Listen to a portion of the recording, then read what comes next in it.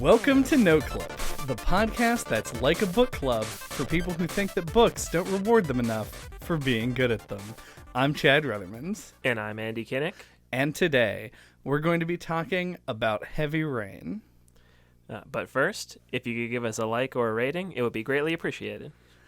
Heavy Rain is a game that was developed by Quantic Dreams. I fuck this up literally every time. It's Quantic Dream, singular, which just sounds wrong to me. And it was published by Sony Computer Entertainment originally in 2010 on the PlayStation 3. And then it was re-released with like upgraded textures and shit in like a remastered version that they didn't change the name of in 2016 on the PlayStation 4. And then you've written here, and I didn't know, also released it on Windows 2 years ago. I didn't know that either. Yeah. So definitely you have at least 3 options if you want to play this game. Obviously, if you check your calendars, if you're an astute listener, you will know that this is Mystery May. And therefore, this game sort of falls within the mystery genre. This is a crime drama game, and it is predominantly narrative, and all actions are performed in QTE as like meaning Quicktime events, because they've fallen out of favor enough that I bet the abbreviation isn't that common anymore. And everything is just sort of like a bespoke animation that plays when you do things either right or wrong. Yeah, I'd compare it to a narrative adventure game like a Telltale game or like a Don't Nod game like Life is Strange. But yeah, as you said, with weird QuickTime event style gameplay. Yeah. Which I have to imagine is the most divisive part of this game. Oh, yeah. And it's like the whole mechanical interaction of the game. So, yeah, like these games are written and directed by a guy named David Cage, who is kind of a weird auteur, as most auteurs are. The very few, like, cool-headed level auteurs out there. Yeah, so you see stuff... It feels like it comes through. Like, there are decisions made in this that don't seem like they would make their way into your average AAA release. Yeah, I don't envy the people who had to review this at the time that it came out, because I find it nearly impossible to, like, concisely summarize my feelings on this game. Because I fucking hate this game, but I really like this game also in almost equal measure, and it's confusing and weird. Yeah, I don't know if I want to call it like a revelation or something, but I had a moment when I started playing this again, because we played this just for fun like years ago. Yeah. So I started replaying it for the podcast, and I was like, I feel like this game feels like a B-movie kind of role. We talked about this on the Harvester episode, and that one's a B-movie, like, much more to the extreme than this, but I still think this can be viewed similarly. There's a lot of parts of it that are unintentionally funny and are awkward and aren't working as intended, and I think it could support a fantastic drinking game. Like, drink every time someone fucks up a weird QuickTime event, or it bumps into a wall while trying to walk around with the weird controls. Things like that. You could... I feel like it can be enjoyed in like a bad movie kind of way, and I feel like that's unique among video games. Like, you read reviews of this and people complain about certain parts of it, like not being a certain way or not working the way that they want, and it almost kind of, listening to people talk about it make me feel like a lot of people kind of miss the point of it, and like it's supposed to be campy and weird, but I don't think that it is in reality. But like, I've kind of settled into this opinion of it, of viewing it like a B movie. Yeah, I think it's unique. It's unique among storytelling, just as a general thing. Like, the the complicated aspects of the game that make it like a B movie are like a purely sort of like they come out of the fact that it is a game. Obviously, there's problems with the voice acting, which we'll get into, and there's some problems with the script, though they did a pretty good job, in my opinion, overall, of keeping things consistent, even with a million branching possibilities. And most of that is just smart usage of, like, ways to bring the branches back together. So, like, you can make a mistake or do something differently, and it'll end up in the exact same place as somebody who did a different thing, with pretty much no deviation from that. And that's just smart, because if you tried to do it out where everything was a butterfly effect that rippled out everywhere, you would just fucking ruin your life trying to write this. But I think the narrative is actually interesting, and I think that the characters are interesting, if I don't like all of them anyway. But you get these B-movie moments because of the video game stuff. It's like if you hired a cast for a low-budget movie that was, like, written by a big A-list Hollywood director and a writer, and then you got people who've just recently learned how to walk to play all the roles. There's like this. There's like an expectation of competence for, like, what is his name? The origami spoilers. The origami killer, Scott Shelby. Yeah, Scott Shelby, who is a private eye, used to be a detective. He's like 50 years old. Like, you expect him to be able to do stuff because of his background, and then you are given control of him and can't do anything. So you have these scenes where they're like, "Hurry, Scott, hurry! You have to save us," and you're just like, "Can you bring me the baby's bottle?" And then she just walk into the wall. It's so funny. And it really breaks the mood, and it suffers for it, but it also is better for it in the same breath.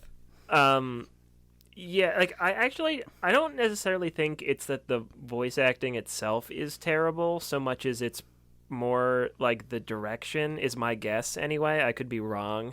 But, like, there feels like there's lots of inconsistencies where, like, sometimes line reads are good and sometimes they're bad. Yeah. Like, the kind of stuff you get in lower budget movies because they couldn't get enough takes of a certain shot or whatever.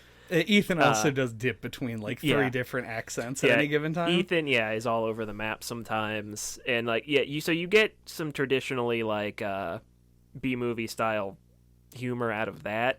But then there's also, like, kind of the uncanniness of the character models and, like, the way it's animated and how, like, the characters will, like, turn their upper bodies and then, like, kind of not walk. Like, there's something weird about the way that's programmed. And, but then you also get stuff, like I'm saying, out of the gameplay where people can just, like, fuck stuff up, or there's parts where you're supposed to, like, push the stick slowly and it'll make them move their hand real slow, and then you can just fuck with that and, like, make them move their arm back and forth. Like, there's just lots of unintentionally funny stuff in here, and I think if you hadn't considered it, try replaying this and viewing it through this lens. You'll enjoy it much more, I think. This is one of my favorite bits of, like, I mean, I'll say the words ludonarrative dissonance, because that is kind of what it is, but in, like, a way more literal way than that term was ever meant to be used, where you're playing as Madison, and Ethan is injured, and you're, like, patching him up, and there's a sequence where you, like, roll him over onto his side so that you can, like, wrap him in gauze, and it wants you to do a slow circular movement, and then it wants you to continue doing the circle movement, but it takes the prompt off the screen because it's, like, glued to her hand. And so I just stopped doing it. And so what you get is this scene where Madison's like, "Oh, here, put this ointment on, and then I'm going to roll you over." And then he falls back down. You're just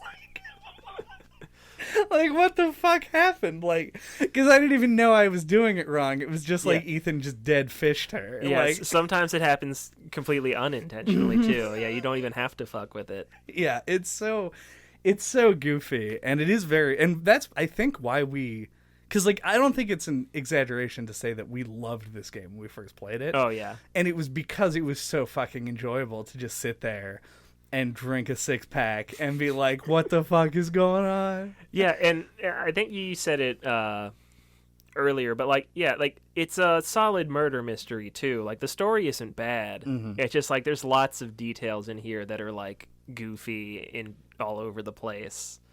And inconsistent in quality. Yeah, so it makes like a weird cocktail, like the best B movies, I think. Yeah. Okay, oh Lord. With that out of the way, where do we want to... Because the game is mostly a narrative thing. Yeah. If we wanted to stay with some like similar topics here right at the beginning, I touched on it already, but like the character models, were very like they lauded them as being like very realistic for the time. Mm-hmm. Obviously like motion captured and everything, and they give these like close-ups of the faces of the characters on the loading screens as if to show off and say, look how good these look. Which, let me just mourn for a second the advent of the PlayStation 4 and achievement screenshots, because whenever you get an achievement in a game on the PlayStation 4 now, it just takes a screenshot of whatever's going on. So I now have an album that's just full of close-ups of the characters' faces. I think you want to change your choice of words there from mourn to thank. Yeah. Because you think that's hilarious. I mean, you are correct. It is very funny. But, like, it's amazing because they did that as, like, this tech demo, but out of context, it looks so strange. Oh, yeah. And it's another one of those ways that, like, it's obvious because anything that's going for realism is going to age fast. Mm. And so you look at it now, it's just, like, so silly when you have, like, Ethan or Scott's face just, like, really close, like, looking around. Yeah. But, like, if you throw back, right, like, we're looking at the 2016 remastered versions of these. Mm-hmm. But if you look at the screenshots from the game in 2010, it really genuinely was impressive for the time. Yeah, no, it was. But I think it's something that highlights how important animation is, though. Mm-hmm. Because, man, is the animation stiff in this. Oh, extremely. And their choice of... We joked... on an episode many years ago that a particular platforming protagonist may be a car. Mm. You are a car in Quantic Dream's Heavy Rain. You aim, you steer with the left stick, and you press R2 to accelerate. And there isn't, as far as I know, an e-brake, but it is more or less driving mechanics. Well, it would just be letting go of the trigger, and then you stop moving. That's true. Yeah, that's another good thing to talk about is the weird... It almost feels like they're trying to do an iteration on tank controls, Mm-hmm. because much like older games that used those, it transitions screen. It's got like a fixed camera that like moves to different angles. So whenever it does that, they want you to just keep moving the same direction. And I almost feel like they're onto something.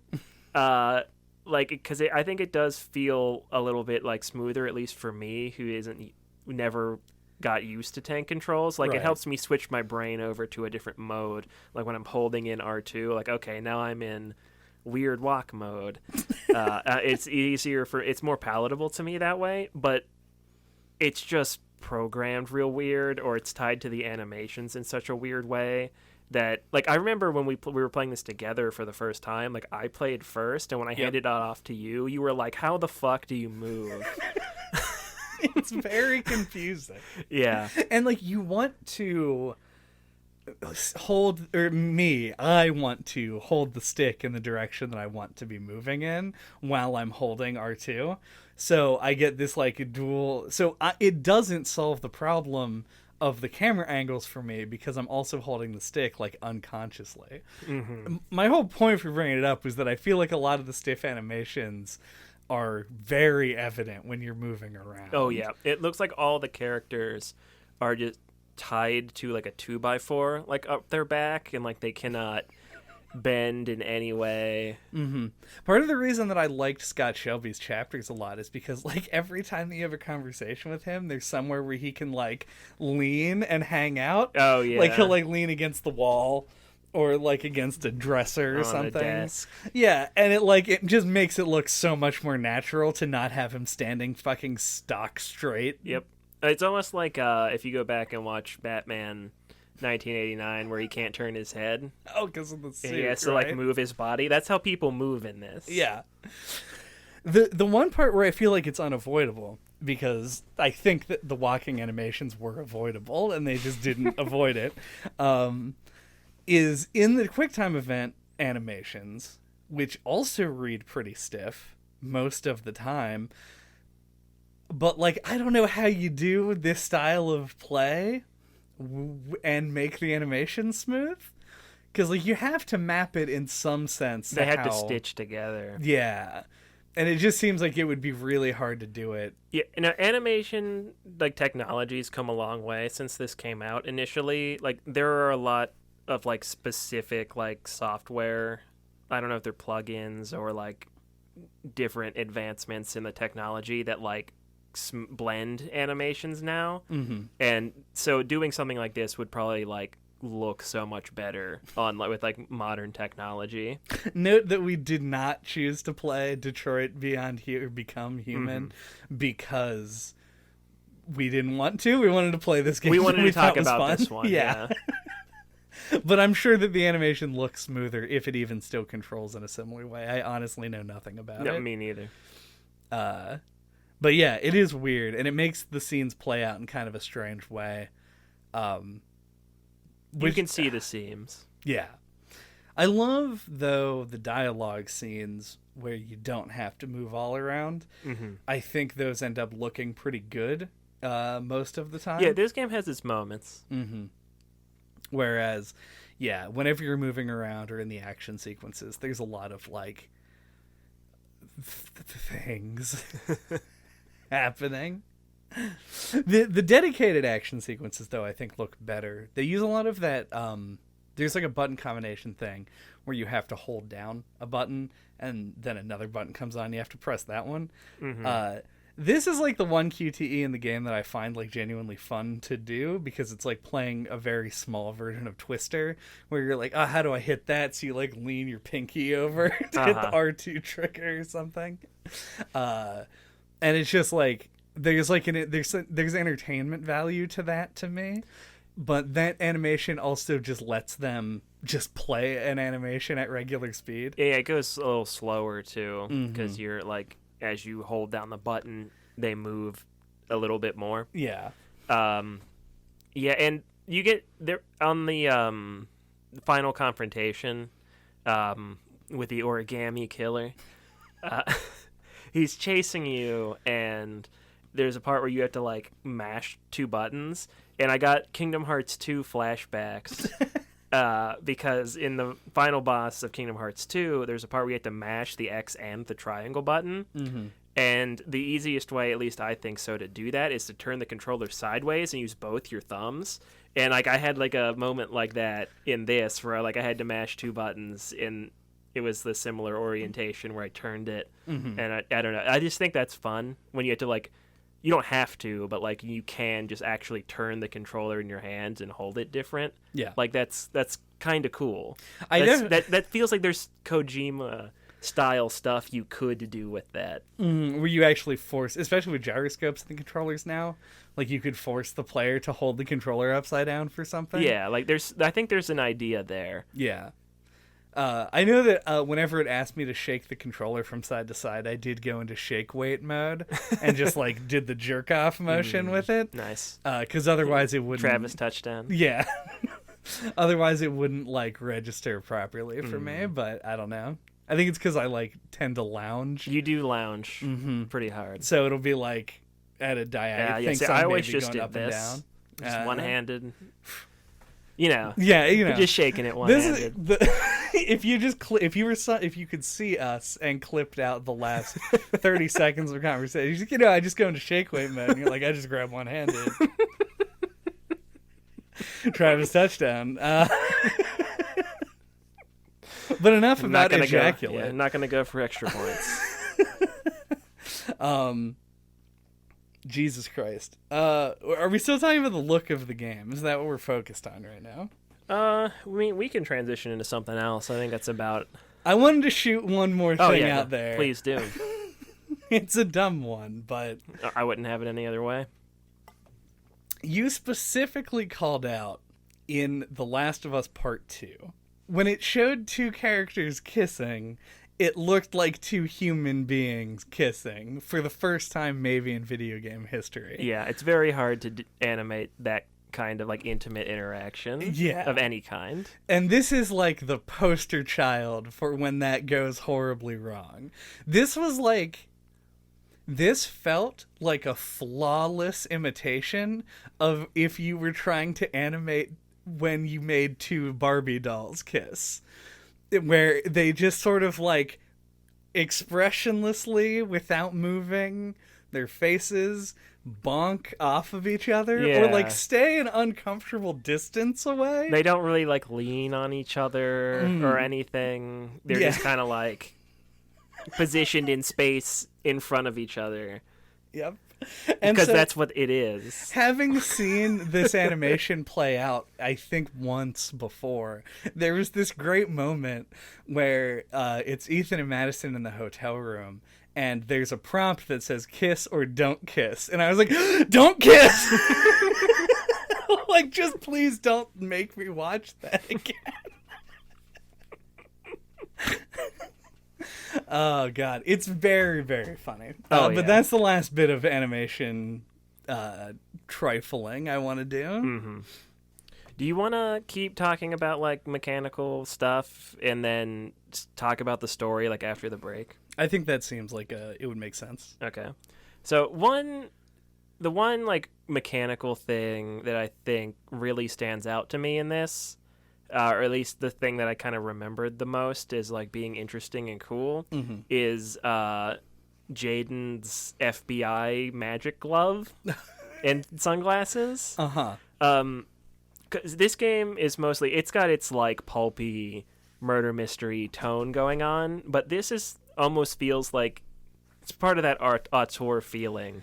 But like feels like this out of left field inclusion where it has like this like heightened X-Files-esque like supernatural sci-fi stuff with this one character, and I don't know, it ends up being one of the most memorable parts of the game because you get like Batman detective vision from this one character, and it's tied into the narrative where like using the technology like it's like a drug for him, like it's like deadly, and he has to like take another drug to like let him keep using it, and he's in like danger of ODing on it or something like that. Did you read I forget what it's called. I kept saying tryptophan, but that's just the shit that's in Turkey. But that blue vial, right, as being necessary for him to like use the ARI system. I think it's that the ARI system like takes a toll on you physically, and taking that drug lets you keep using it. Okay. It's very strange. That was my read on it. Yeah. Because there's the one part where you've used it a bunch, and then he has to like the goal of the scene is to like distract him so he doesn't take it, and he ends up flushing it down the toilet. So I think it's the drug. I don't know. It seems like both things can kill you. Yeah. So like using the glasses and the glove too much will like, explode your brain or something. Yeah. But then taking the drug will let you keep using it, but you can also OD on the drug. It is kind of unclear. Yeah. And it's not even like, I don't think it's supposed to be like an overdose. It just seems like the drug slowly kills you over time. Yeah. Like it's really odd. I didn't get it, and I didn't really feel like it was explained in the game. No. But that's just Jaden, the character. He's a character I didn't get, and they didn't explain. Yeah. And that's kind of what I liked about him. Like... It is like they took the X-Files and Twin Peaks and tried to mash every 90s show Mm-hmm. that has a secret agent into this one guy. Oh yeah, he could show up in Men in Black, Mm-hmm. or he could show up as a guest appearance on an episode of X-Files. Neither would seem out of place. Yep. Yeah, and it's super strange. But the end result, I kind of don't like the character. Oh, like, really? I guess we kind of have different views on it, but to me, Jaden felt like he didn't get enough development to warrant all the weirdness. But I could be off base there. Maybe that's just my playthrough. Yeah, I feel like that's what made it work. Like, I feel like if they tried to explain it or develop him more, it would have gotten bogged down. But I don't know. It worked for me. Yeah. Well, yeah, I mean, he definitely has the mysterious, weird air about him that you want. Because most of the game is, like, as we said, this weird QuickTime event, like, move the stick in a quarter circle style stuff. Mm-hmm. And I actually kind of, it's just detective vision from, like, any game. But, like, I actually, like, enjoyed those parts, like, mechanically, as simple as they may be. Yeah. Well, no, yeah, that's, like, he ends up delivering a lot of, not necessarily plot, but, like, he's the liaison between the player and the police as much as he is also just a member of the police force. Mm-hmm. So you kind of get to understand where they are in their investigation, what they're thinking. And he's also the one who's able to put together the actual facts about it in order to point to, like, areas of interest. Mm-hmm. He does actual, like, clue gathering. Mm-hmm. And he'd go back to his office and actually look at them all. Yeah, he does, like, actual detective work. And you can be on Mars or whatever while you do it. Under the ocean. In a cool forest or whatever. But yeah, it's just he's a very odd character, but, like, mechanically, he is also still, like, the best one. Mm-hmm. Because he has the least sort of, like, tedious, puzzly stuff. Mm-hmm. And the most sort of, like, detective work, Mystery May stuff into it. Though he does also get in a lot of fights, which is kind of strange. All the characters get in lots of fights. That is true, yeah. Madison is introduced in a dream sequence where she fights some guys. Yeah. Like, they were like, we gotta have her fight someone, I guess. And it never really comes back up as to why that happened or why she was, like, if it meant anything. Because she's an insomniac. Yeah, but is she... Being an insomniac doesn't... You would think that if they put the dream in the game, that it would have some significance. Oh, no, like, she had been, like... Her home had been invaded at some point. You're 100% right, and I think you can read that into it, and that makes sense. But, like, I think it was trying to imply that, like, the reason it has insomnia is because she has those kinds of, like, bad dreams. Mm-hmm. Like, she avoids sleeping to avoid those dreams. Yeah. And then she's become, I don't know if that's how insomnia works, if you develop it. But that's kind of the vibe I got. Mm-hmm. But yeah, how do you like the fight mechanics? Because, like everything else in the game, I have a love-hate relationship with it. Yeah, I mean, I probably would describe my feelings on it like that too, but, like, I think they are probably the most enjoyable thing on the whole, other than the FBI glove. Right, yeah. That's top tier. Yeah. Fights A because, like, tier. I feel like they are actually tense, and I do worry about, like, fucking things up. I don't think I came anywhere close to actually, like, fucking up a scene this time around, but I remember our first playthrough, we did, I think, a couple of times fuck up a scene, and I liked it. Yeah, there's, like, potential to lose, and they are successfully tense, I think, and that makes it work for me.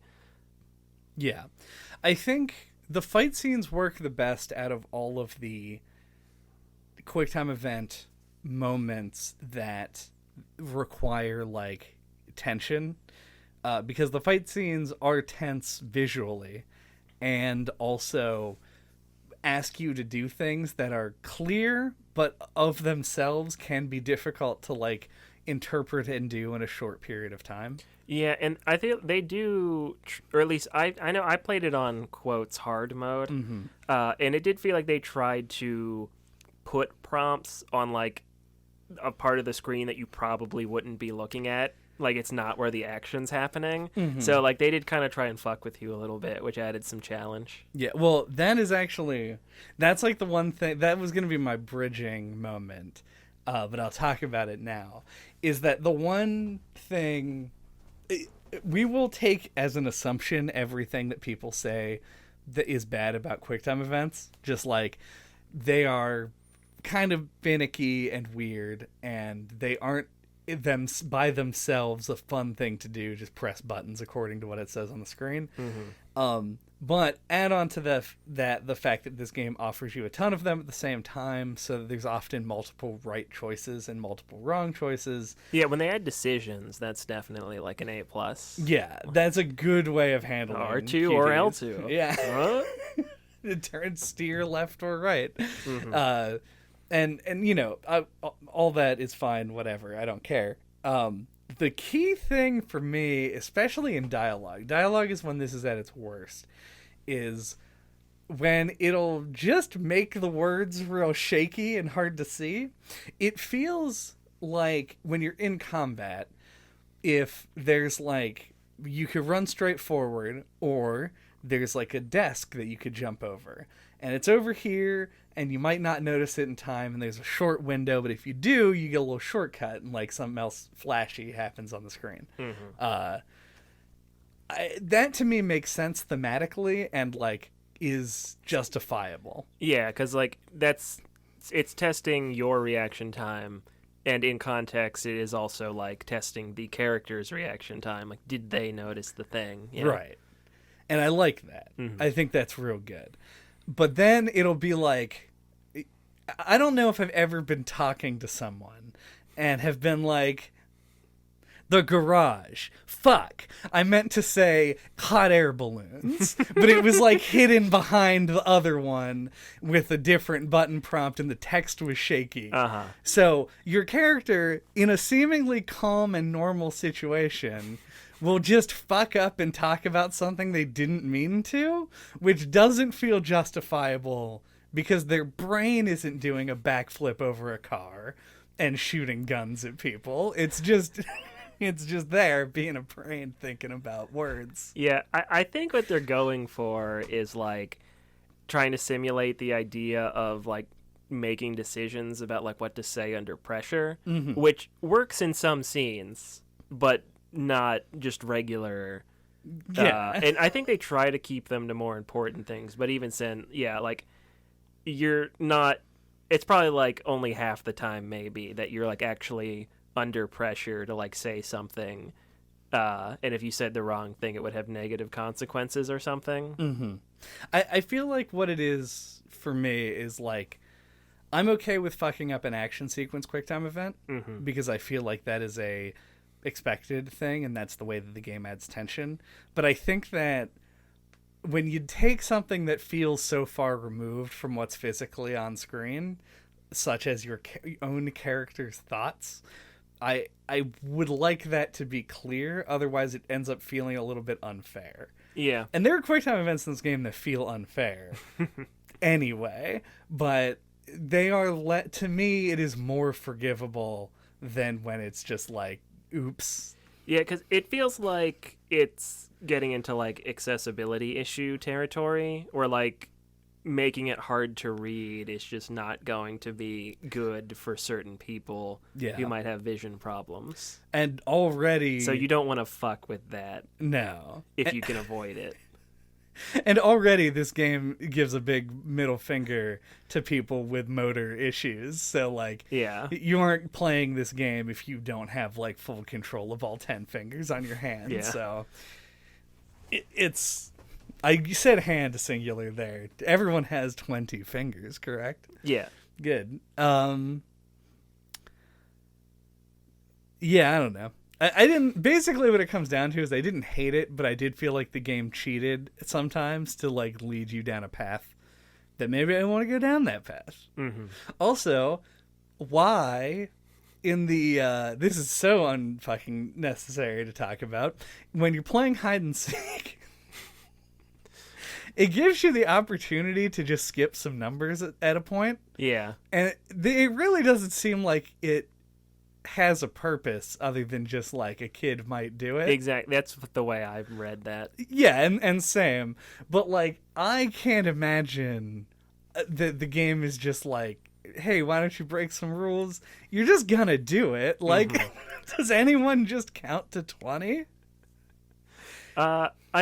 You could say that about other decisions too, because I was thinking about this earlier, is the whole part where you bring Sean back to your new dumpy apartment, and there's like all these decisions where like, do you give him the pizza or like the baked chicken, like lean cuisine meal or whatever? It's like, that doesn't really affect anything. It's just like, I don't know. Do you make the good healthy choice or like the less healthy pizza choice? Like, it doesn't have any bearing on anything. It just tries to put you in a situation or in a headspace that the character might actually be in, whether or not that actually has any deeper implication or meaning. Yeah. Or not, you know. I made the pizza choice. Yeah. I went for like Paragon Dad. Of course. Because I felt like we totally fucked up that sequence the first time. Okay. We played it, like, I remember, like, that sequence feeling like it went, like, down the tubes immediately the first time we played it, so I wanted to make all the right decisions. If you're listening to this without playing the game, here's our fucking walkthrough for the Good Father achievement. It is exactly one tip long, and here's that tip that we didn't know the first time we played it.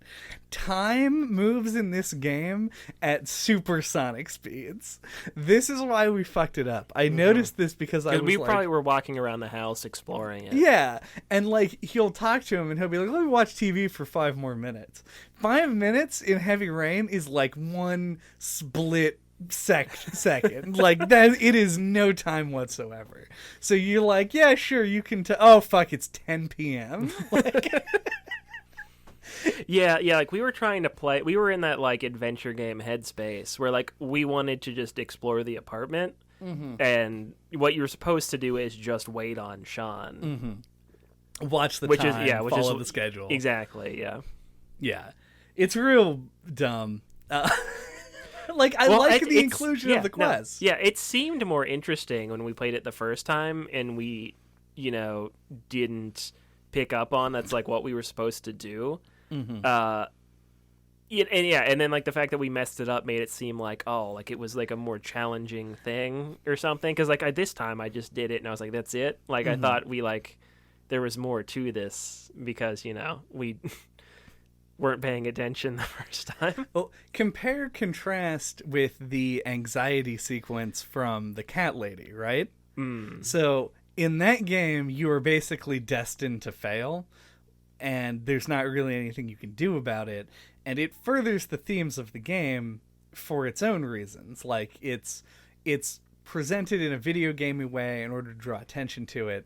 And then the point of the whole thing is that it's incredibly hard to work around your mental illness. Whereas in Heavy Rain, the point is there. They have there is a reason for the scene to be there because desperately Ethan wants to be a good father to Sean because he doesn't feel like he feels like a failure. He feels like responsible for Jason's death. Right. And so you have this tension in the scene where you're like, well, I want to let Sean watch the TV show, which is fun fact is the same show that's on during Jason's birthday party. Yeah. I just side note on that real quick. Yeah. That art style and animation of that little cartoon, weirdly high quality and appealing. Like, I would watch that if it were a real cartoon. Oh, for sure. It looks great. Yeah. The jokes aren't amazing. Well, no, but I'm saying how it looks. Chad's gonna give his actual review of that cartoon episode. Yeah, my review of fucking whatever Aztec blunders or whatever it's called, where a guy detonates TNT in a pyramid, it's not great. Because that's all I did on the first day is I just went to the TV and watched it. Of course. And it wasn't a very good show, but it did look nice. Mm-hmm. But you want to let Sean watch the cartoon that looks good but isn't. Uh-huh. And the tension, I think, is supposed to be like, how do I make Sean the happiest? Yeah, you want to balance it. And still follow the schedule, right? Mm-hmm. But the reality of the game is that that if you don't know that time passes at an astronomical rate, you are just like, you walk in and then you fuck it up immediately, and then everyone is sad. Yeah, like, I actually think talking through this is making me actually think this is, like, some good game design. Because, like, we were playing it, and we were, like, distracted. And, like, we wanted to explore the house, and, like, Ethan's distracted, right? Okay. Like, he's, he went through a divorce. He was in a coma, and now he's divorced from his wife. His son died. He's got his other son that he's trying to look after, and he's just, like, his life's kind of in kind of in shambles. It's in shambles. Yeah. I'll call it shambles. Yeah, his life's in, like, shambles from what it used to be. He was, like, a cool, happy architect dad. And I don't know. I think it kind of puts you in his shoes where, like, yeah, as you said, like, you want to let Sean watch the TV and do whatever he wants, and then you sit there, and then the time goes by super fast, and, like, oh, it just went by like that, and you kind of just messed it up. It just kind of slipped through your fingers. Because you compared it to the cat lady, and I'm like, that's kind of like depression, right? Mm-hmm. Like, things kind of just get away from you, even if you don't really want them to. I will say that you're winning me over a little bit, but it does sound like what an apologist would say. I don't know. You're not entirely wrong for sure.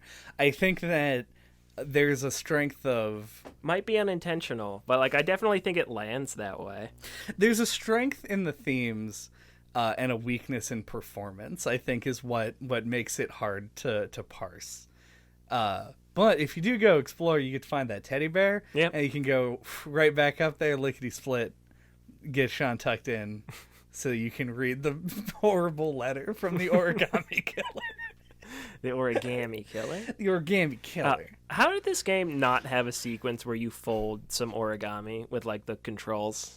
It sure does. Does it? Yeah. Did I just forget? You may have missed it. It's possible. Oh, in the hospital. Yeah. Okay, yeah, never mind. Did you miss it? Or No, was I definitely did that. Okay, you did do it. I just forgot. I thought I remembered there just being all the figures there. I forgot that you had to fold them yourself. Yeah. I was thinking of the shoebox with all the things in it already. Yeah, you get to unfold some origami early on in the game. There you go. That's the destruction creation.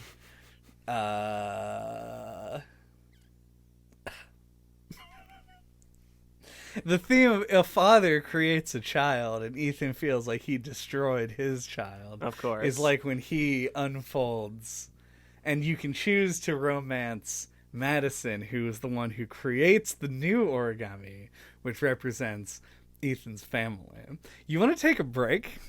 Yeah, we can get more into those narrative themes After the break.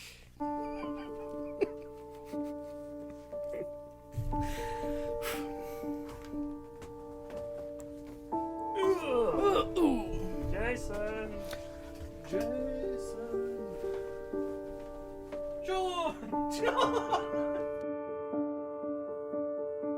Welcome back. We're going to really dig into the mystery part of the month now. The overall story of this game, in summary, is basically Ethan's kid, Jason, dies in a horrible, easily preventable accident if they had taught the child anything about the danger of vehicles and roads. It is comical how much he just ignores everything. Yeah. And wanders out into the street for no reason.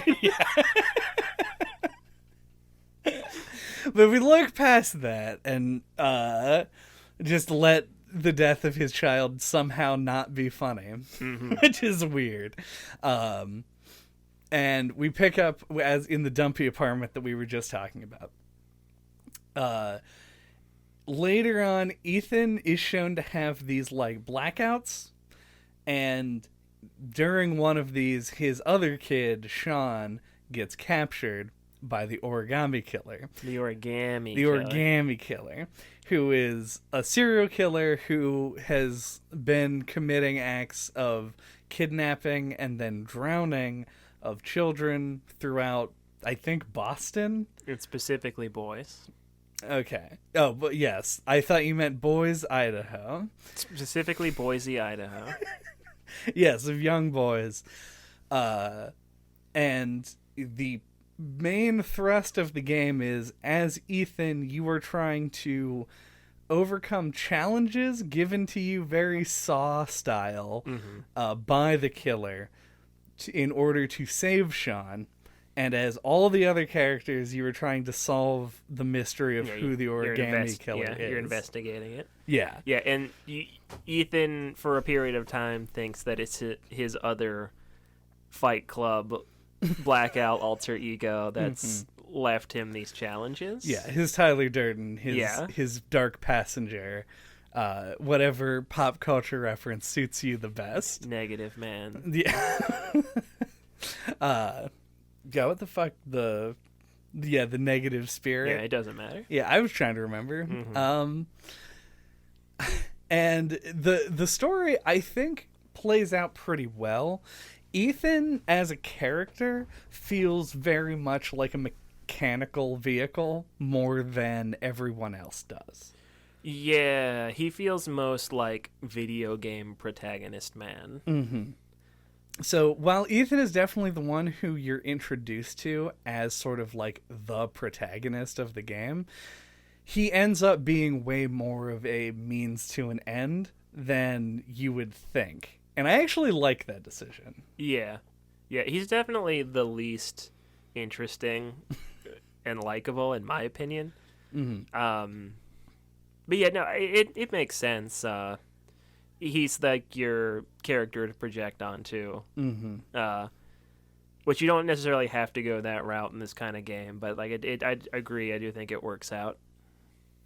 Yeah, it works, and I think I like him especially being the one that takes the the punishment, like the physical punishment of having to do a bunch of these trials, because it lets the game sort of, if the game is mostly narrative focused, if the narrative is the game's cake that it gets to have, then Ethan allows them to eat that cake as well, because they can do video gamey traps and puzzles and shit in between, which helps both break up the sort of like investigation parts of the game with these more intense parts, and also allows for the game to be more of a fucking game, like where you can do things and fail them in a way that feels more like the mechanical, like game over type failures that you're used to. Yeah, it adds stakes. Yeah, and I like that it does let you fail stuff. Like, there are sequences where fucking up does not lead to a game over. And I think that's cool. Anytime games can do something like that, I usually think it's a positive thing. Recontextualizing failure states is always interesting, I think. Yeah. I in this particular playthrough, the only character that died for me was Scott at the very end. Right. And it was because I was wondering how that would happen. Because at the end, he like is dangling from a crane above like this comically cartoony like meat grinder machine, which I don't know, maybe it's like a wood chipper or something. And you have the option to save him by pressing a button, and it's on screen forever. And I was like, this can't really just, like, if I just don't do that. And then he just fell into the thing and died. Like, I just kind of let him die. I feel like that's not what happened in mine. Well, that's because you had Jaden die. Yeah, Jaden wasn't there. Yeah. Yeah, I think you end up in a scenario where you're up on in that crane, and he's attacking Madison, and then Ethan shows up and shoots him, and then there's like kind of a struggle, and he just kind of falls off and splats on the ground, and then maybe falls in the ocean. I don't remember. Right. Yeah, no, basically, so it is much easier for him to die in that scenario. Yeah. In the ending that I got, and like this is, I want to shout out, we talked about the Quicktime events in the last half as like a mechanical thing, but I'm impressed at the number of ways that it allows you to have different playthroughs, even if like only very slightly, like they are mushy enough and you will fuck up different ones enough that it will be very difficult to have two identical playthroughs. And this is a perfect example of that, because like I did not have this scene at all. Madison basically fucking just parked it outside for the majority of the end. It was mostly just her for the whole sequence for me, because like you show up, it was her and Ethan show up to rescue Ethan, or the Sean, yeah. Maybe Ethan and Madison show up to rescue Sean. Mm-hmm. There we go. I knew I messed something up there. And Ethan frees him from the thing by breaking the lock with like a pipe or something. Yeah. And then Scott attacks him, and then he gets like shot in the arm or something. And then Scott proceeds to chase Madison for like ever, and then Ethan shows back up and shoots Scott. That's what happened in mine. Yeah, the order of events is similar, but it deviates in some key places, because Madison's was the last person to show up in mine. Ethan gets there alone, frees him with the pipe. Fucking Scott sneaks up on him with the gun. Right. Jaden shows up and like tackles him, and then they go on this wild like fist fight on a conveyor belt that's going up to the top of this crane. Nice. That lasts for a long time, and there's like this scene where Madison shows up and drives around on a motorcycle to like distract the cops or something. I mean, that was her thing, that she rides a motorcycle. So. Yeah. So she does all this, and is like, "Murr," and they yell about who let the press in and shit, as if she's operating under like a press. Yeah, she's there for the newspaper. Yeah, I'm just doing some motorcycle stunts for the newspaper. What are you guys doing here? And then you can let Scott fall into a meat grinder, and he turns into hamburgers. Nice. And then they all walk out, and everybody lives happily ever after.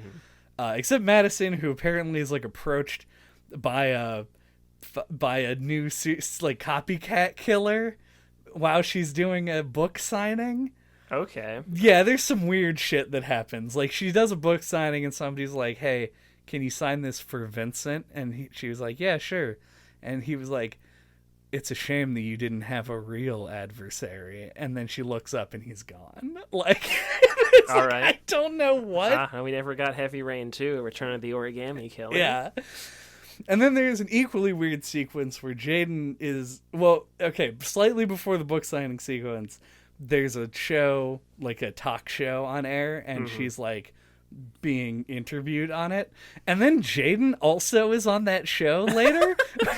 He's like an FBI agent, and they're like, "Good job doing." Hey, it's me, FBI agent. It's so weird, and there's no reason why he'd be on it. And he like has one of those attacks while he's on the shitter, and I don't understand. Interesting. So yeah, Jaden died in my playthrough. So at the end, his comically evil partner at the police station is clearing out his office, and he puts on the sunglasses. Like he sits down, like he's gonna throw them away, and then he puts them on. And then a hologram of Jaden like approaches him in the hologram space, and he's all like, "Oh!" And he gives a surprise face, and then it cuts. Then so I guess he inherits the mantle of the FBI glove. Truly the worst timeline. Yeah, Jaden gets to be the butler character, I guess. Oh God! And then I forgot about the butler guy. And then in my playthrough, I romanced Madison, and they end up moving into a new apartment, and Sean is stoked on it. Yeah. Sean was still stoked about the new apartment, because you move into an apartment that looks suspiciously like Madison's apartment. Oh, yeah. That has, it's like, the a, internal pillars and stuff. Yeah, like the super expensive New York apartment style thing. Yeah. But Madison did not move in with them because I refused her, and then also refused to watch that kissing animation even one more time in my life. I had to. Oh, yeah, I course. couldn't not watch it. You had the Red Prince was in control at that moment. Yeah. Side note on Madison real quick, because I have to say it and cannot forget to. I feel like Madison looks like Morgan Webb. You're probably not wrong, but it didn't strike me. So much so that I feel like she had to have been based on her. Like somebody was like, printed out a picture of her, put her on a bulletin board, and was like, this is our inspiration for this character. Yeah, I mean, thinking about it, I can definitely see it. I don't love many of the characters in this. Like, even just, like, in terms of how they're written, I don't really like many of them. But Madison is, to me, the one that is makes the least sense from, like, a character perspective. I feel like Madison is a video game protagonist's girlfriend in design and all actions as well. She gets a couple of moments where she gets to sort of do something cool. And pretty much all of them involve her being sexually assaulted in some way. Yeah, it's really weird. Because I agree. Like, she starts out seeming like an interesting character. And then she, like, meets up with Ethan and basically just goes along with whatever he wants to do. So, like, she goes from being, like, her own character to sidekick to the male protagonist. Yeah, and then, weirdly, like, sexualized. And by weirdly, I guess I mean it feels like it's that kind of casual misogyny that you see a lot, where it's like the people making it probably didn't even think about it kind of thing. I don't want to say that for sure or anything, but it feels that way to me. 'Cause I don't think anything is necessarily meant by any of it. But yeah, there's like a lot of her scenes have some kind of sexual element to them in a way that, it's weird playing it now. Yeah. There's the character of, I want to say his name was Paco, who's the guy who owns the nightclub. Right. Who holds you at gunpoint and forces you to strip. Right. There's the doctor who... Well, he's forcing you to strip because he's then going to rape you. Yeah, most likely. That is like the when he pulls out the gun, it's pretty much like game over at that point. Like, there's no way to redeem the scene. And so that's just how they play the character from that point on. There's the doctor who, while he doesn't appear to have any like sexual intentions, does strap you to a table and then try to murder you. Yeah. And then my favorite is the guy in the hotel lobby who's like literally voiced like everyone's joke nerd voice. Yeah. Like his voice is, hey, you're a pretty girl. Thanks, Max. And he's like real lecherous and weird. And it's like they can't get away with just having a normal fucking interaction with her and any other character. Right. This game did come out in 2010, and it doesn't surprise me that this kind of stuff is here. It's just it's a bad scene, and the problem is that this is a game that has like a pretty good story with a lot of characters whose interactions are really important, and I feel like Madison just like ends up getting written off in all of them in like the worst ways. Yeah, and like I had remembered liking her as a character, and then she had like a lot less to do than I remembered. Her one cool thing is that like it's revealed that the reason that she was sort of tailing Ethan in the beginning is because she was trying to get this story. Right. And in my game, when Ethan finds out about that, he's like, well, get the fuck out of here. Right. I don't care if you've changed. This is too much. Don't ever do this again. Yeah, that's the rational thing to do, I think. Yeah. But I don't think that the game thinks it is. No. Like, the game wants you to go for the romance. Mm-hmm. Yeah, and she's also, like, introduced, like, in her underwear, and there's, like, the shower scene. Yeah. But then I was like, well, Ethan's introduced in his underwear, and then there is a shower scene. Mm-hmm. But, I don't know, you don't see his wang, and you do see her boobs, so... That's true. This game, the 2016 update to this game, should have added Ethan's wang into it. Heavy Rain Wang edition. Yeah. Heavy wang. Heavy dong.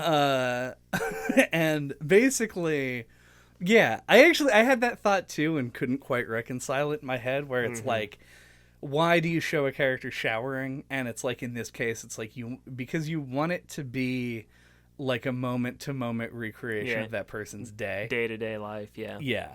And so I think it makes sense, and if that was it, I would say that it was a good choice. Like, I think it was a decision that was made well, to have her just, like, basically mirror what Ethan did at the beginning. Because they're introducing her kind of as your second main character. Yeah. But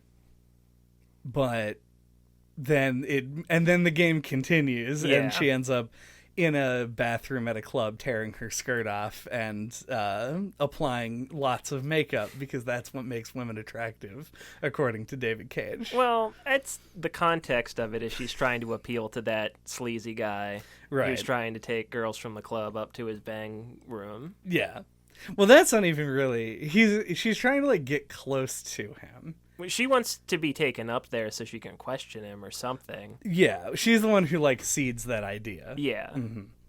Yeah, I mean, it's not like it's a bad plan or anything. No, it's just like, I'm putting it on the writers here. That's just how she just keeps getting out into these things. Yeah. But yeah, I don't know. I think she's honestly maybe one of the best acted characters in the game. Yeah, I agree. That's probably why I remembered liking her. Like, the performance is probably what... I like Mr. Shelby. Yeah. Like, I like Scott, but he's a little bit more campy. Mm-hmm. But no, yeah, Madison might be the best performed character. Yeah. Scott, I agree that Shelby's definitely got, like, one of the top performances. Yeah. And I love his voice. Yeah. It's such a good, like, PI voice. Mm-hmm. Yeah, and he, like... Yeah, like, just the way he's performed, he comes off as, like, a detective, like from a noir story or something. Yeah, and plays it similarly. And I do want to talk about Scott, because Scott's the best character in the game. Yeah, and I think his character looks the best too. Like, I think, like, his fuller face, because he's a big guy, helps it look more natural. His, like, expressions and stuff, there's just more to move around up there. Because, like, if you contrast that with his, the woman that helps him, I can't remember her name now, because it's been, like, a week. Yeah. But she's very gaunt and slender, and she's one of the worst looking, like, her character model. Mm-hmm. So. Yeah, and it's hard to read her expressions as well. Mm-hmm. Which I guess, fortunately, she kind of only just has the two modes that she's ever in. Distressed and, like, sad. Yeah, distressed, sad. There are moments of, like, proud of herself for doing some detective stuff. But yeah, fullness of face, apparently. That's the key. Went a long way. You gotta get that fat representation in games. And this is the way to do it. It's easier to animate them. Okay, so we've said a couple of times that we like the narrative of this game. We think it has a good mystery story. Mm-hmm. And here's where we're going to explain why that is and why it is good. Scott Shelby, private investigator who you are introduced as somebody who's been hired to look into question the families of the victims of the Origami Killer in order to solve the case. Because they don't think the police are doing a good enough job. Mm-hmm. And in the end, as we're aware, Scott Shelby is, in fact, the Origami Killer himself. And I think that they do a lot to play with character expectations, audience expectations, and the medium of video games in order to make that work as a surprise in a way that I was able to really appreciate on the second time around with the game. I agree. Like, there's a number of things going on there. I like that it's one of the characters you're playing as. I like you get the red herring of it seeming like it's Ethan for a majority of the game, and then it ended up not being. And they do kind of do a little cheat and hide some of the foreshadowing, but like there is still some in there, and I think that's pretty effective. And like they make him like as I said, they gave him the woman who helps him out, and so it makes him like have this fatherly role, and so like they do like endear you to him. Yeah. And yeah, it's all works together in an effective way, I think. And he also has sort of a very like sensible, I'm gonna say, approach to everything. Like he's a very much like talk things out before any violence is necessary kind of guy. Yeah, he feels relatable in that way. Like he's logical in like a normal dude. Yeah. And then they pepper the rest of the game. And they peppered it so hard that I heard the pop filter fail on that one. I could taste that plosive.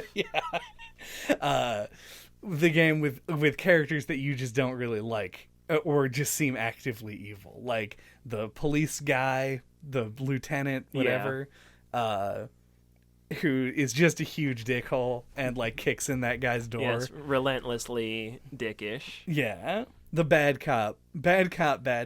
Yes. That man. And like Ethan himself, like sort of implicating himself with the whole like blackout situation, as well as like the psychiatrist backing that up. Like there are all these the red herrings that you mentioned, in addition to other characters who really make Scott look like the Paragon character. Ethan's a good one to compare him to, because Ethan feels kind of the opposite. Like he's your protagonist, but it does kind of feel like he just keeps fucking things up. And with Scott, it's kind of the opposite, where you feel like he's like the ray of sunshine on this rainy day. He gets things done. He's a cop who doesn't play by the rules. Through good old fashioned intuition. Yeah, and detective work. Yeah, he's like that old fashioned, like kind of like 50s ideal, like working detective man. Yeah, just so many good moments with him. Like wiping the fingerprints down after you do the typewriter scene. I was so pissed because I missed the in the bathroom, like where you flush the toilet, because I didn't know it wasn't going to let me go back in after you leave the bathroom, you can't go back in. Oh, I didn't even know that. Yep. I don't think that is that like a forced thing? No, you can optionally use the bathroom. Oh, that's so good. And if you do, you have to go in there but that was the one thing that I missed, and I was mad about it. I missed up because like I noticed a lot of things, like everything. I wish I remembered the woman's name, but all the stuff that she did, I actually like noticed just naturally, because I didn't remember this sequence, like what you were supposed to do. Right. And I just so happened to like catch everything, and felt like super smart, and then I was like, the bathroom.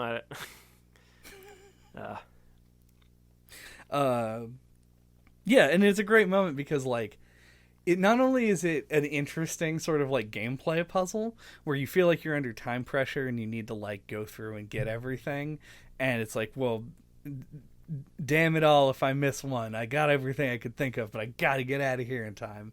And I feel like it does a good job of pulling you into the scene, but then like the actual motivations are pretty like it makes sense, the things that he says in the moment, but when you look back on it, there's really, he should have, it's one of those things where you feel like you should have noticed before. Yeah.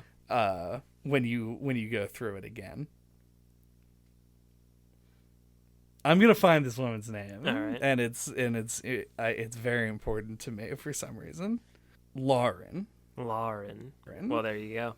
Yeah, it's like, as we were talking about before on the first half, like the FBI glove was like cool, like mechanically compared to like the bulk of the game. And so I enjoyed playing as Jaden in his parts. It felt like they had like a thing for him to do that was distinct from the other characters, and it felt like they also knew what they were doing with Shelby. Yeah. I think that's why Madison feels weaker, because like it's like, what does she really do? Yeah. Like that stands out? Not much. And like Ethan is kind of the same way, with the exception of like the challenges when he gets into that part of the game. Yeah. Yeah, everything that you do with Ethan is like, and it's intentional, so like don't take this as a criticism, but like just aggressively boring. Like mundane. Yeah, until you get to those moments. So you get this like, they try and do a thing where they set him up as being like a pretty like fit, strong guy. Where like they're like, "Oh, Dad, show me how strong you are," and like, you lift the kids fit up and for stuff. like for an average dude. Yeah, for a Cool Shades basic dad. Yeah, and he is still acts kind of like a dork. John McClane kind of character, the opposite. Okay. In the trial in the situations, you're correct. Dork in the sheets, John McClane in the streets, where he kind of like he navigates a like a literally a broken glass vent, yeah, like John McClane does. That is true. I actually hadn't even thought of that. He has the lighter and everything. Yeah, and maybe he just has seen Die Hard.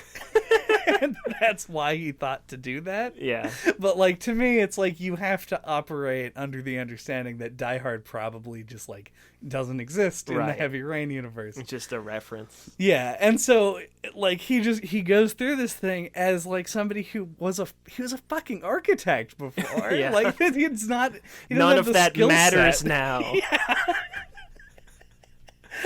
Like, very realistic, the sequence where he's driving down the wrong side of the road, because I did a terrible job, and I smashed into tons of cars, and he barely survived it. But then, like, the rest of them, it was just sort of like, I don't know how a normal, regular dad is doing this, but... and then, like... It's cool mechanically. It's fun to do these things, but it is like it detracts from his believability as a character. Yeah. And then Madison, as you said, does kind of nothing, which leaves Jaden, who is a strange one, but has the fun investigative mechanics, and then Scott as being like you're basically everyone's favorite guy. Yeah. Yeah. It almost kind of feels like they wanted to make like a detective game, but then they threw in two normal people into the game as well. Yep. And didn't really know what to do with them. All right.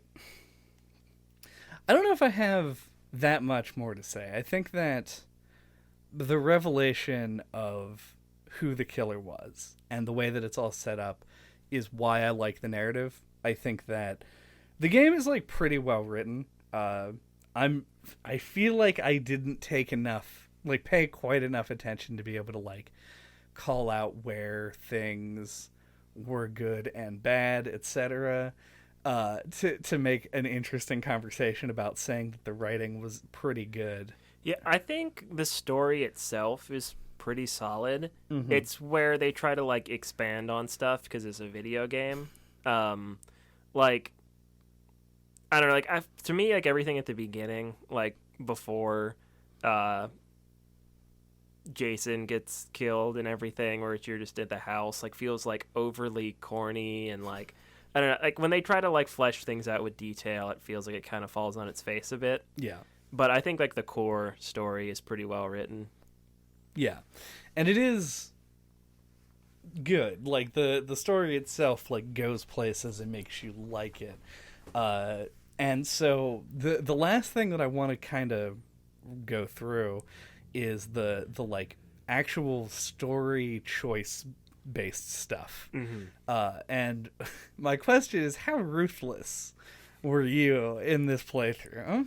I did not kill the guy on the fourth challenge.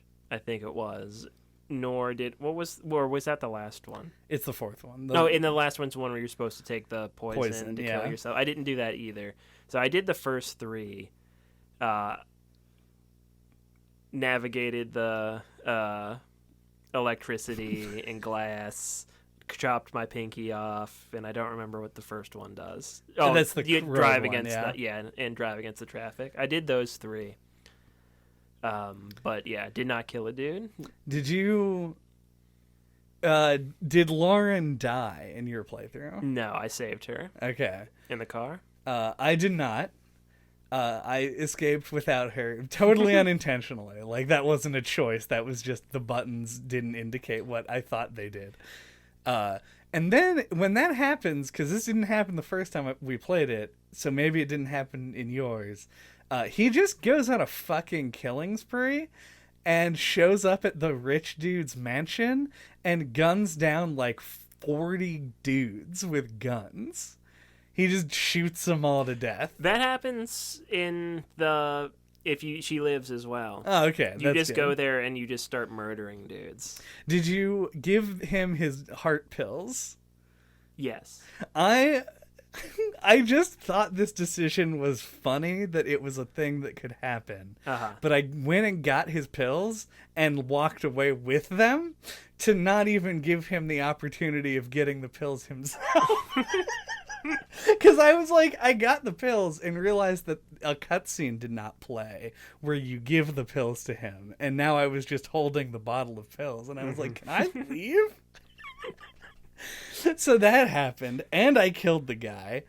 I don't know why, but in this playthrough, and I told Madison to fuck right off. I was in a real bad boy mood. You probably just wanted to do stuff different this time. That could be it, yeah. But yeah, that scene makes a lot more sense, I think, if Lauren dies, because I thought it was just like heavy-handed foreshadowing that he's just like murdering dudes. Yeah, like way more violent than he was. Oh yeah, like for. Kind of like, in the case of my playthrough, like pretty much completely unrevoked or provoked. Yeah, kills a lot of guys. Yeah, but then I had Jaden die in my playthrough, and it's because I took too long, I guess, to like go through the evidence at the end. Like the butler guy shows up and tells you like not to spend too much time in the virtual world or whatever they call it. And I was just like spending time going through that video clip and like looking through all my other evidence, and I'm like, I found the watch clue, but I'm like, was pretty sure there was probably at least one other thing in the video for some reason, so I kept scrubbing through it, and I did it for too long, I guess, because like one of his eyes starts bleeding, and then the other one, and then his nose or something to that effect. Yeah, and then he just dies.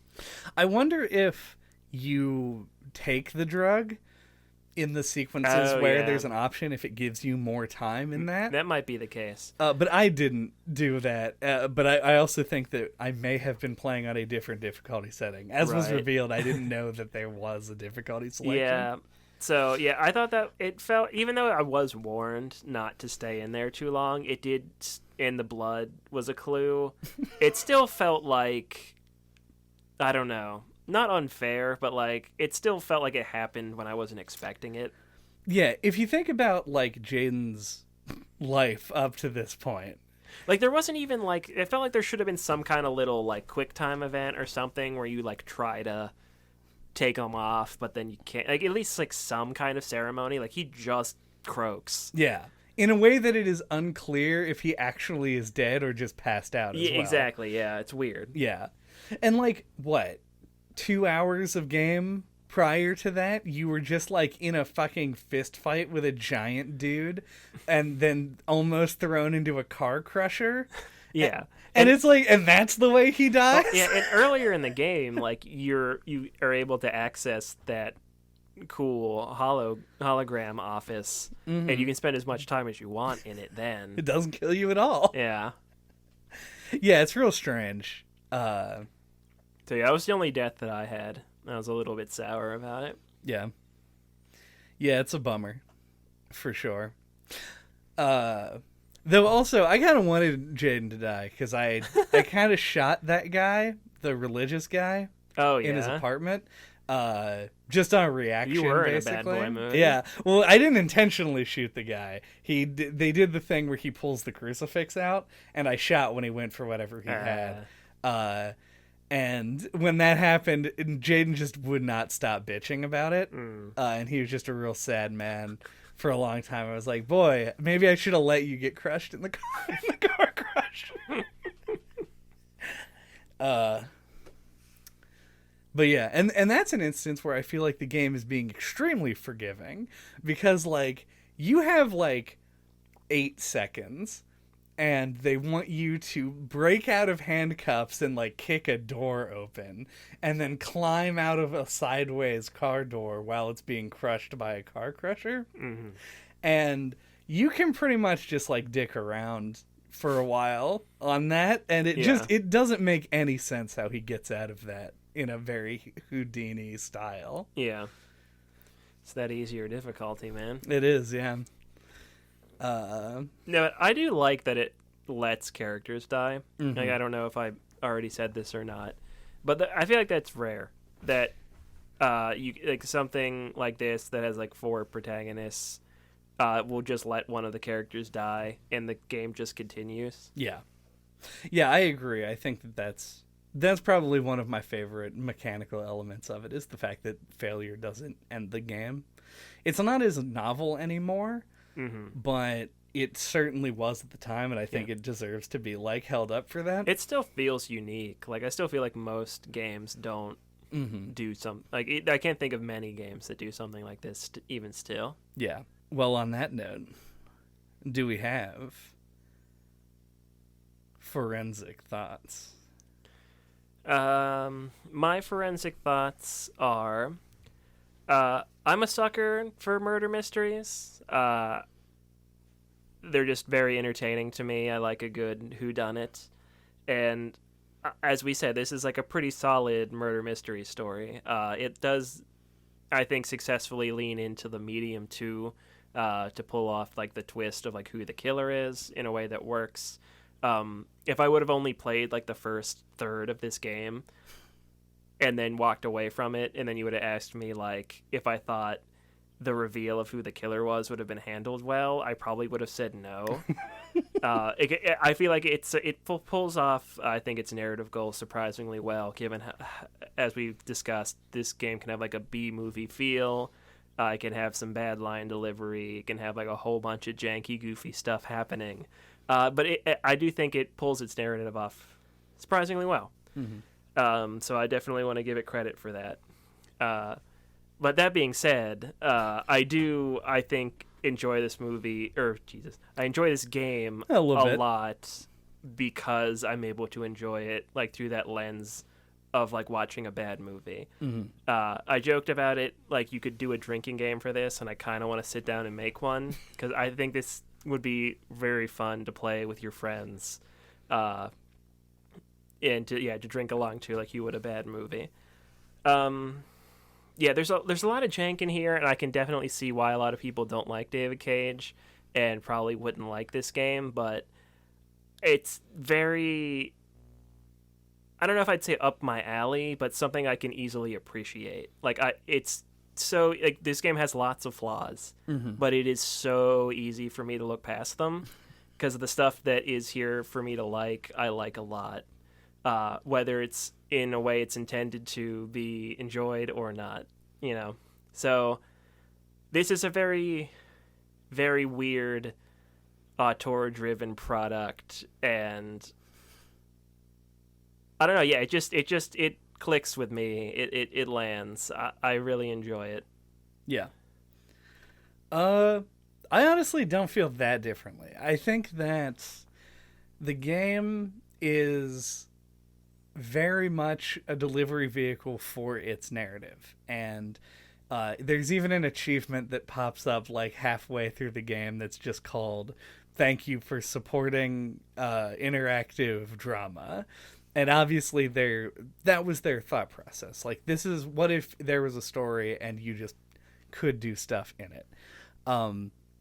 So it does have that adventure game feel, or that old JRPG kind of feel, where the narrative is sort of the focus and the mechanics exist to push you through it and give you some sense of like mastery over it, in order to do better or worse depending on like how you're able to execute. I think that it works more often than it doesn't. I never really found myself going like, oh, another Quicktime. Like, I knew what to expect. Yeah. And I think that that's really key sort of to enjoying this game. If you're willing to engage with it on its own terms, the narrative it tells is actually pretty good. And this is why I said it's hard for me to make a concise summary of my thoughts, because while the narrative is good, a lot of the storytelling elements do fall down at times, and a lot of it's technology, and some of it's writing and some of it is acting, but then some of the writing and acting is really good, and so you end up in a kind of confused middle ground, and I am in a confused middle ground on this game. I give it a C-. Oh, I forgot to mention 10 out of 10 that I like that it's always raining in the game. It's an obvious thematic thing to do, given that it's called Heavy Rain, but I like that and how it contrasts with the beginning, where it's all sunny and happy. Yeah. And also you get my favorite line spoken in video games, which is, if you're looking for rain, dead bodies, and highways, then you came to the right place. Classic dumb cop line. Thank you for listening to No Clip this week. What are we talking about next time? Next time, we're talking about Grim Fandango, one of the classicest of classic point-and-click adventure games. Someone might say the last classic adventure game? The lastic... The amazing elastic bubbling plastic that is Grim Fandango. So for any of you who are going to listen to that episode, I don't need to describe what Grim Fandango is to you. But yeah, looking forward to it. It's going to cap off our Mystery May. Yep. And hope we don't mess up our blades. Until that time, if you want to get a hold of us, all of our contact information is on our website at noclippodcast.com. There you can find links to our Twitter, our email address, the Discord, where you can talk about this episode, or suggest other games for us to play. And you can find a link to our YouTube, where we have all of our old episodes, as well as the ones on the website. I got like a little lost in that one, because I was like, what the fuck we talked about Left 4 Dead, or not Left 4 Dead, but Last of Us Part 2 earlier in the episode. I don't know if that's really it's kind of similar. Man of Medan is like that. Life is Strange too, kinda. Sure. Or check out our old Mystery May episodes if you're just in the mood. Some Danganronpa. Danganronpa, the most similar game to Heavy Rain. Overdin. Yeah. Now, it does rain in that one. Yeah, this one's definitely a different niche. Drown that like button in 6 inches of rainwater. I've lost my son, Jason, in the comment section. If you could just leave some comments with his name. It said, Jason! In all caps. You just leave those in the comment section, please. The more, the better. The more and more rapid. Yep.